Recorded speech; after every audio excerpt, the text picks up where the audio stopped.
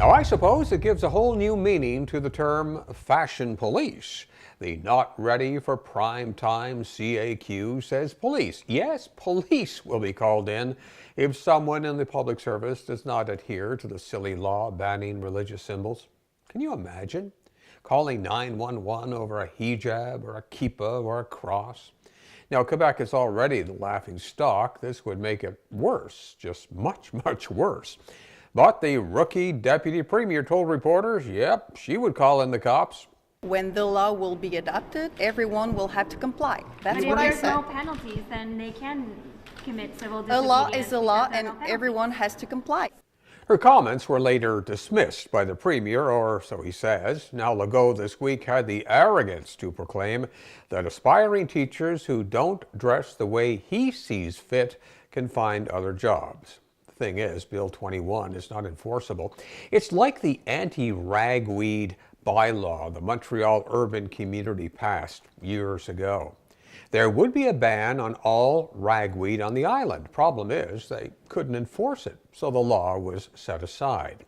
The same will happen for the secular dress law. It's not enforceable.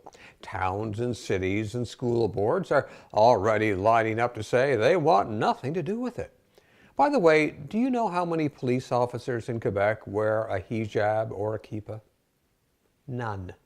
There is no raging debate. This is like Trump's border national emergency, a totally manufactured debate designed for political purpose. It is about white French Quebec identity. Now, the only course of action might be civil disobedience.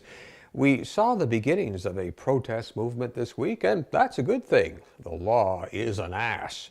Now, ragweed, that was a real issue and something to sneeze at. Well, the Right Honourable got a taste of things to come this week. About 40 women turned their backs to him in a House of Commons event called Daughters of the Vote, which encourages young women to get into politics. Now, it came the day after Trudeau tossed two prominent Liberal women from the Liberal caucus.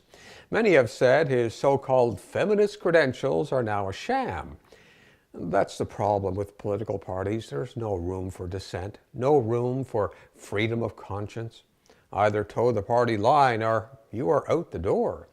Jody Wilson-Raybould and Jane Philpott found that out this week. And what this SNC-Lavalin scandal highlights is the total mismanagement of the issue from the Prime Minister's office. A fine mess indeed. The new way of doing things promised 4 years ago now seems very old indeed. But at least we don't have a narcissistic megalomaniac running the shop, and it seems to be getting worse at 1600 Pennsylvania Avenue. In the Washington Post this week, Jennifer Rubin writes that Trump is unraveling more by the day. Unsettling because this is the man who holds the nuclear codes. Now, just this week, he proclaimed that wind turbines cause cancer without a shred of evidence. If you have a windmill anywhere near your house, congratulations. Your house just went down 75% in value. And they say the noise causes cancer. You tell me that one, okay? Tilting at windmills, a modern-day man of La Mancha. And to top that, he was talking about Germany, the birthplace of his father, Fred. My father is German, right? Was German.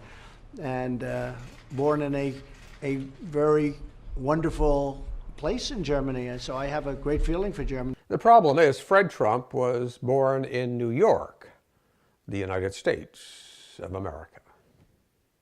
More lies, or perhaps something more serious that everyone should be alarmed about. And my guess, it won't get better until it gets much worse. I'm Barry Wilson. You can follow us on Facebook, Twitter, and YouTube. And if you like what you see, please share it. Don't forget to check out our weekly poll on Facebook.